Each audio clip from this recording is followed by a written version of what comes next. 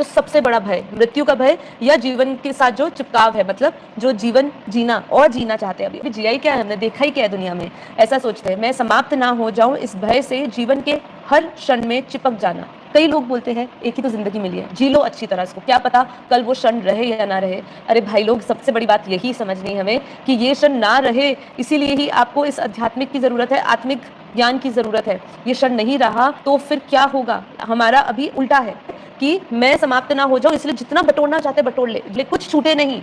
बस भगवान छूट सकता है, परमात्मा का ध्यान छूट जाए, परमात्मा का समर्पण छूट जाए, ये चलेगा, क्योंकि ये दिख नहीं रहा है, ये प्रत्यक्ष नहीं है और इसकी प्राप्ति भी प्रत्यक्ष नहीं है, इसीलिए ये छूटना जायज़ है, ये चलेगा।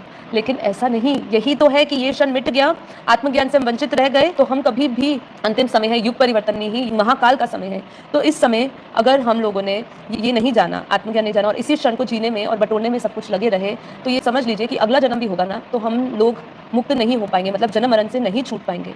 जन्म मरण से छूटने की सिर्फ और सिर्फ समझ लीजिए यही क्षण है, यही जन्म है, इसी जन्म में आप कुछ कर लिए तो कर लिए, अगले जन्म में नहीं होगा, क्योंकि वायुमंडल जिस हिसाब से है, हम देखते आ रहे हैं हर एक युग में, सतयुग से त्रेता, त्रेता से द्वापर, द्वापर से कलयुग, अब ये कलयुग के समय में वायुमंडल का प्रभाव देख रहे हैं। हम क्या आस रखे हुए हैं कि आने वाला जो वायुमंडल रहेगा अच्छा रहेगा? अगर मान लीजिए हमारी मृत्यु हो जाती है और हम वापस रीबॉर्न होते हैं जिस वायुमंडल में अभी से हमारे लिए इतना संघर्ष है, तो क्या इस जीवन में हम वापस जब जन्म लेंगे तो क्या संघर्ष नहीं होगा? क्या वायुमंडल दूषित नहीं होगा?